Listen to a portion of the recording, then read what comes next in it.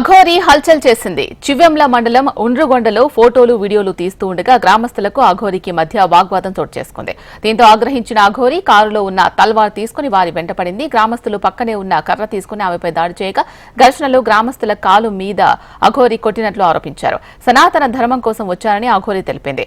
దేవాలయాల వద్ద దర్గాలు ఉన్నాయని వాటిపై పోరాటం కొనసాగించాలని అఘోరి పేర్కొంది.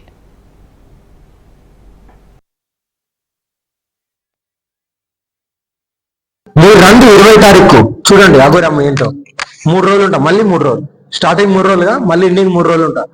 కుంభమేళ ఎందుకు లేదు, ఇక్కడ ఎందుకు లేదు అంటే అదే కుంభమేళ గురించి మాట్లాడే వాళ్ళు ఈ దర్గా గురించి ఎందుకు మాట్లాడతలేదు?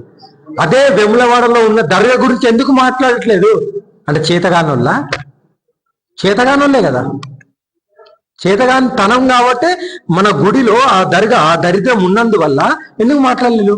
అఘోరమ్మ దర్గా అక్కడ లేదు కుంభమేళ అంటే నా పోరాటాలు నాకు చాలా పనులు ఉన్నాయి, అవి చూసుకుంటూ వెళ్ళాలి. ఒక్కరోజు గురించి కాదు కదా, ఏదో 45 రోజుల మేళ గురించి కాదు, నాకు చాలా ఉన్నాయి ఇంకా, అవన్నీ చేస్తూ ఉండాలి. కాబట్టి ఓకేనా వెములవాడ వెళ్ళి ఆ దర్గాని ఏదో ఒకటి చేసి అప్పుడు వస్తాను.